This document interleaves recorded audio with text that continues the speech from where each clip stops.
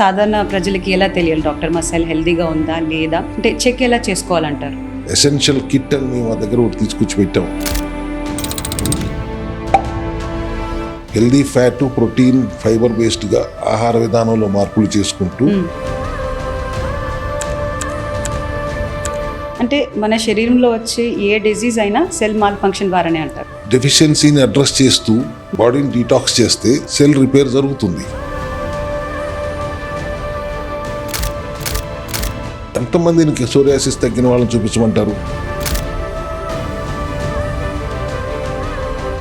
Diabetic తగ్గిన వాళ్ళు ఎన్ని వేల మందిని చూపించమంటారు? ఇన్ఫర్టిలిటీ ప్రాబ్లంతో వచ్చిన వాళ్ళకు కూడా మా దగ్గర ఎంతో మందికి మా విధానం పాటించి పిల్లలు పుట్టారు. ఎటువంటి సమస్య అయినా పరిష్కారం అవుతుంది సెల్ హెల్త్ క్లినిక్ లో.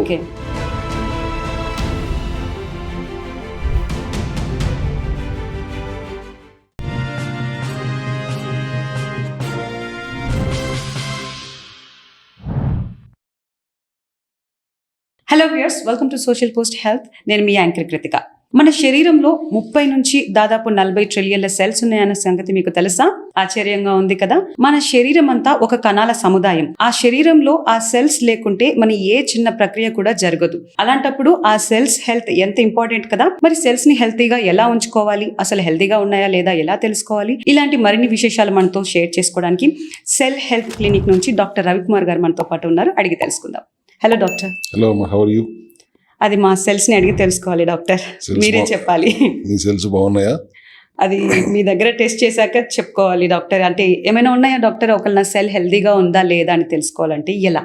30 ట్రిలియన్ సెల్స్ అన్నారు మీరు. ప్రజలకు అర్థం అవడం కోసం ఆడవాళ్ళకి 25 లక్షల కోట్ల సెల్స్ తో నిర్మితం అయితే మగవాళ్ళు ఇంకొక 10 లక్షల కోట్ల సెల్స్ తో నిర్మితం అవుతుంది. ఓకే.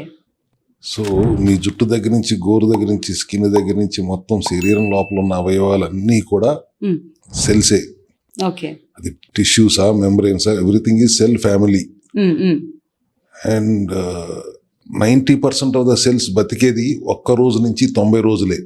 ఓకే. అయితే మాక్సిమం 100 రోజులు సెల్ లైఫ్ అంతవరకు ఉంటుంది. సెల్ డివిజన్ జరుగుతూనే ఉంటుంది. అది ఒక నిరంతర ప్రక్రియ. 90% కణాలు బ్రతికేది మాక్సిమం 100 రోజులే. Okay. So every 100 days we are 90% new version. So what మేము ఇక్కడ సెల్ హెల్త్ క్లినిక్ లో చేస్తానికి ప్రయత్నిస్తుంది ఏమిటంటే ప్రతి 100 రోజులకి మీరు హెల్దీ న్యూ వర్షన్ గా మారటానికి ప్రయత్నం చేస్తామే మా లక్ష్యంగా ఇక్కడ మేము అవేర్నెస్ క్రియేట్ చేస్తున్నాం. ఓకే. అంటే డాక్టర్ 90 days కి సెల్ డివిజన్ అనేది జరుగుతూనే ఉంటుంది. 90 days కి కొత్త సెల్స్ వస్తాయంటున్నారు కదా. 90% of the cells. 90% of the cells. Yes doctor, మీరు ఇందాక చెప్పారు కదా 90 to 100 days కి కొత్త సెల్స్ వస్తాయని చెప్పారు కదా. మరి ఆ కొత్త సెల్స్ లో కూడా ఏమైనా మార్పులు చేసుకోవచ్చు అంటారా? ఇన్ని లక్షల కోట్ల కణాలు సెల్యులార్ లెవెల్లో మనం మాట్లాడుతున్నాం. జనరల్ గా పబ్లిక్ అందరికీ అర్థమైంది ఏంటి, ఆర్గన్ లెవెల్లో మాట్లాడతారు. కిడ్నీ బాగుందా, లంగ్ బాగుందా, లివర్ బాగుందా, ఇట్లా మాట్లాడతారు. But kidney is made up of trillions of cells. Liver అన్ని కూడా సెల్సే. ఏదైనా సెల్ సమూహమే కదా. ఒక సమూహం కలిస్తే ఒక ఆర్గన్ అవుతుంది. ప్రతి ఆర్గన్ లో ఉన్న సెల్స్ వాటి చేయాల్సిన పని, డిఎన్ఏ సిగ్నలింగ్ వ్యవస్థకు అనుగుణంగా వాటికి ఒక పని అప్పచెప్పబడింది. వాటి పని అవి సవ్యంగా చేయాలంటే వాటికి కావాల్సిన ఇంధనం మనం అందిస్తూ ఉండాలి, శక్తి అందిస్తూ ఉండాలి. ఆ ఇంధనం అందించే ప్రక్రియని మనం మెటబాలిజం అంటాం. అది గ్లూకోజ్ మెటబాలిజమా, కీటోన్ మెటబాలిజమా అనేది 2 రకాల మెటబాలిజమ్స్ శరీరంలో ఉన్నాయి. మాక్సిమం అందరూ వాడేది గ్లూకోజ్ మెటబాలిజమే. తిన్న ఆహారంలో నుంచి గ్లూకోజ్ గా మార్చి స్మాల్ ఇంటెస్టైన్ రక్త ప్రవాహంలోకి పంపిస్తే ప్యాంక్రియాస్ లోని బీటా సెల్స్ ఇన్సులిన్ తయారు చేసి ఆ రక్తంలో ఉన్న గ్లూకోజ్ ని మీ 25 లక్షల కోట్ల కణాల్లోకి అందిస్తుంది. సో ఈ సెల్ అనేది ఆ శక్తిగా మార్చుకోవాలంటే సెల్ లోపల ఉండే power house of the cell అంటాం, మైటోకాండ్రియా. అదొక్కటి తప్ప మాకు ఇన్ఫర్మేషన్ ఏం లేదు డాక్టర్. చిన్నప్పుడు చదువుకున్నాం స్కూల్లో, mitochondria is the power house of the cell అని. అంతకు మించి ఇంకా ఇన్ఫర్మేషన్ చాలా మందికి తెలియదు డాక్టర్.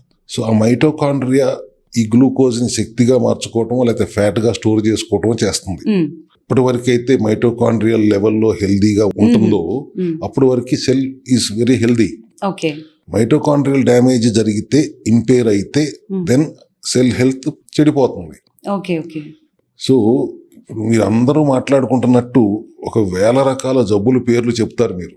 అవును. But I belong to that fraternity who believes there is only one disease, cell mall function.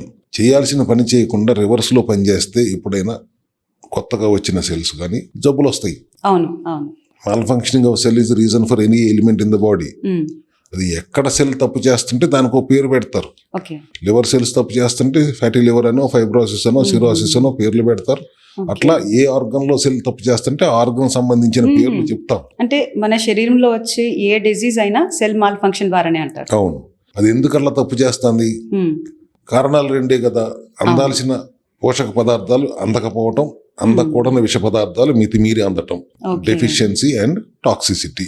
డెఫిషియన్సీని address చేస్తూ బాడీని డీటాక్స్ చేస్తే సెల్ రిపేర్ జరుగుతుంది. బట్ స్టేజ్ దాటిపోయి మనం రిపేర్ చేయలేని స్థితిలో ఉన్నప్పుడు వాటి ఇమ్యూనిటీ ఎట్లా పడేయాలి, ఆ 100 రోజుల పాటు వాటిని అది చెడగొట్టలేని స్థితిలోకి దాన్ని ఎట్లా తీసుకురావాలి అనే ఉద్దేశంతోనే వాటికి ఇంధనం అందకుండా పస్తు పెట్టాలి అనేది సెల్ హెల్త్ విధానం. ఓకే. అంటే ఇప్పుడు మనం డాక్టర్స్ దగ్గరికి వెళ్ళినప్పుడు కిడ్నీ ప్రాబ్లం అంటే kidney problem, liver problem, lungs problem అని చెప్తారు. అలాంటప్పుడు అంటే ఆ డిసీజ్ మీద మనము కాన్సన్ట్రేట్ చేయాలంటారా, సెల్ హెల్త్ మీద కాన్సన్ట్రేట్ చేయాలంటారా? కిడ్నీలో సెల్స్ తప్పు చేస్తున్నాయి కాబట్టి కిడ్నీలో సమస్య వస్తుంది, సెల్యులార్ లెవెల్లో అడ్రస్ చేద్దాం అనేది నా విధానం. ఓకే. రూట్ కాజ్ లో వెళ్తున్నారు. Root cause is the symptom address చేసినందువల్ల టెంపరీగా మీకు ఉపశమనం కలుగుతుంది కానీ that's not a permanent solution. And we can't blame allopathy or anypathy because allopathy అంటేనే సిమ్టమ్ అడ్రసింగ్ మెకానిజం. ఎమర్జెన్సీకి అలోపతి తప్పితే ఇంకొకటి లేదు. బట్ ఇవాళ జనరేషన్ కావాల్సింది కూడా అప్పటికప్పుడు ఆ నొప్పి తగ్గిపోతే చాలు, ఇన్స్టెంట్ రిలీఫ్ కావాలి. ఒక టాబ్లెట్ వేసుకుంటా, ఏదో ఒకటి ఇచ్చేయండి, పని చేసుకోవాలి, సంపాదించుకోవాలి, పరిగెత్తాలి, ఇదే ధ్యాసలో ఉంటున్నారు. కాబట్టి వాళ్ళకి symptom addressing is more important లాగా అనిపిస్తుంది. కొద్ది రోజులు అయిన తర్వాత అది ముదిరిన తర్వాత ఎట్టి పరిస్థితుల్లో మీరు సిమ్టమ్ కాదు రూట్ కాజ్ని అడ్రస్ చేయాల్సిన పరిస్థితి వచ్చినప్పుడు అరే ముందే జాగ్రత్త పడితే బాగుండేది అని అప్పుడు అనుకుంటారు. మా దగ్గరికి వస్తే మేము 100 రోజులు కనీసం ఈ పాటించండి, 90 రోజులు ఈ విధానం పాటించండి సమస్యతో వస్తే అని మేము చెప్తే 90 రోజులు ఎవరు పాటిస్తారు? షుగర్ వస్తే ఒక టాబ్లెట్ వేస్తే అయిపోతుంది కదా అన్నట్టుగా ఉంటుంది వాళ్ళ ఆలోచన విధానం. ఇప్పుడు మారుతుంది అనుకోండి, అవేర్నెస్ పెరిగింది, ప్రివెంటివ్ హెల్త్ కేర్ దిశగా ఆలోచన చేస్తున్నారు. మంచి పరిణామం అది. ప్రివెంటివ్ హెల్త్ కేర్ దిశగా చేయాలంటే 42 రోజులు బాడీలో ఉన్న టాక్సిన్స్ ని డీటాక్స్ చేస్తూ, డెఫిషియన్సీని బ్యాలెన్స్ చేస్తూ, వెరీ అల్ట్రా లో కార్బ్ ఆహార విధానంతో, అంటే detoxification of the body cells అంటారు, సెల్యులార్ లెవెల్లోనే డీటాక్స్ చేయాలి. Basically gut is our second brain. Yes. Gut health is the primary area which we has to be addressed first primarily. Hydrated గా ఉండటం, gut healthy గా ఉంచటం, gut to brain మధ్యలో access clear గా ఉంచటం, ఇది చేయాలంటే సెల్యులార్ లెవెల్లోనే మనం అడ్రస్ చేయాలి. మైటోకాండ్రియల్ సెల్యులార్ లెవెల్లో కాదు, ఇంకా లోపలికి వెళ్ళి మైటోకాండ్రియల్ లెవెల్లో అడ్రస్ చేయాలి. అమ్మో, అంత డీప్ గా వెళ్ళాలి డాక్టర్? అవునమ్మా. అంటే మరి మామూలుగా సాధారణ ప్రజలకి ఎలా తెలియాలి డాక్టర్ మా సెల్ హెల్దీగా ఉందా లేదా, అంటే చెక్ ఎలా చేసుకోవాలంటారు? సెల్ హెల్త్ క్లినిక్స్ లో మేము అందరిలాగానే ల్యాబొరేటరీలో కావాల్సిన చెకప్స్ చేసుకుంటూనే విజువల్ గా, ఒకప్పుడు పాత రోజుల్లో మా ఫాదర్ జనరేషన్ లో వాళ్ళు నాడి పట్టుకుని చూస్తామో, లేకపోతే నాలికి చూస్తామో, కళ్ళల్లో చూస్తామో, నడిసొచ్చే విధానాన్ని బట్టి డయాగ్నోస్ చేయగలగటం, ఇట్లా న్యాచురల్ గా డయాగ్నోస్ చేస్తూ రీకన్ఫర్మ్ చేసుకోవటానికి కొన్ని పారామీటర్స్ ని టెస్ట్ చేసుకుంటే wheel understand what is the inflammation in the body, what is the liver functioning capacity ఎట్లా ఉంది, కిడ్నీ ఫంక్షనింగ్ కెపాసిటీ ఎట్లా ఉంది, మొత్తం మెటబాలిజం టోటల్ ఎలా పనిచేస్తుంది అనేది వీ కెన్ డయాగ్నోస్ చేసిన తర్వాత వేర్ ఈజ్ ద ప్రాబ్లం అనేది అర్థమైన తర్వాత ఎక్కడ కణం తప్పు చేస్తుంది అనేది క్లారిటీ వస్తుంది. దాని ప్రకారంగా ఆ కణాన్ని అడ్రస్ చేయటం ఎలా, అంటే లిస్ట్ ఆఫ్ టెస్ట్ మీరు రన్ చేస్తారా డాక్టర్? జనరల్ గా మినిమం రిక్వైర్డ్ డయాగ్నోసిస్ అయితే మేము డెఫినెట్ గా ఇన్సిస్ట్ చేస్తాం. మా దగ్గరే చేసుకోమని కాదు, ఐ వాంట్ దోస్ పారామీటర్స్ అంటాం.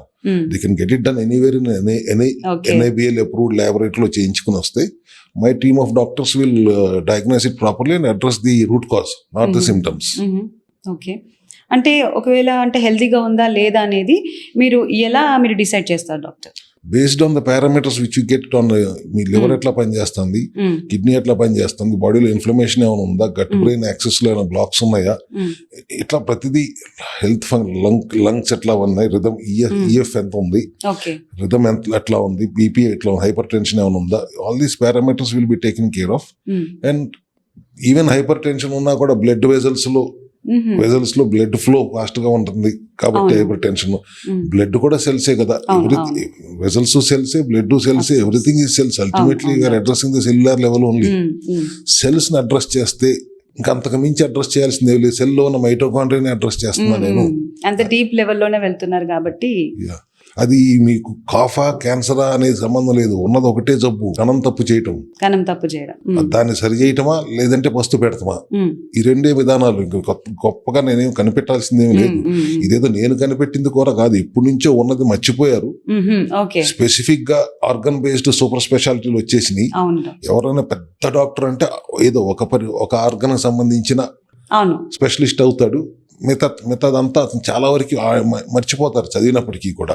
అవును, ఇప్పుడు మనకి శరీరంలో వచ్చే డిసీజ్ ని బట్టి పలానా డాక్టర్ దగ్గరికి వెళ్తాం. హార్ట్ డిసీజ్ ఉంటే మనం కార్డియాలజీ దగ్గరికి వెళ్ళడం కానివ్వండి, ఇలా జరుగుతుంది. కానీ అంటే ఇప్పుడు ఎలాంటి డిసీజ్ ఉన్న వాళ్ళైనా క్లినిక్ వచ్చేసి టెస్ట్ మనం చేసుకొని దాని మీద ట్రీట్మెంట్ గురించి కాన్సన్ట్రేట్ చేయొచ్చు అంటారు. ఆహార విధానంలో మార్పులు, ఫంక్షనల్ మెడిసిన్ లాగా పనిచేసే న్యాచురల్ హెర్బల్ సప్లిమెంటరీ సపోర్ట్తో బాడీని హైడ్రేటెడ్గా ఉంచుతూ, గట్ హెల్త్ను జాగ్రత్తగా అడ్రస్ చేస్తూ, గట్ బ్రెయిన్ యాక్సెస్ని అడ్రస్ చేస్తూ, ఎటువంటి అనారోగ్యమైన, బేసిక్గా ఎటువంటి అనారోగ్యం ఎందుకంటాను, అనారోగ్యం జరిగేది కణం సెల్యులార్ లెవెల్లో కాబట్టి we can address anything from cough to cancer అని ఎందుకంటానంటే just for you to understand. But there is only one disease, that is cell malfunction. దాన్ని సరి చేయటమే సెల్ హెల్త్ విధానం. అంటే ఏ స్టేజ్ లో ఉంటే మీరు చేయగలుగుతారు డాక్టర్? ఇక్కడ స్టేజ్లు ఏముంటుందమ్మా, పెద్ద క్రానిక్ ప్రాబ్లమ్స్ లాంటి క్యాన్సర్ వాటికైతే స్టేజ్ 1, స్టేజ్ 2, స్టేజ్ 3, స్టేజ్ 4 అంటారు. అటువంటిప్పుడు కొద్దిగా జాగ్రత్తగా ఒళ్ళు దగ్గర పెట్టుకుని అడ్రస్ చేయాలి తప్పితే general autoimmune diseases, life style disorders ఎక్కువ సమస్యలు.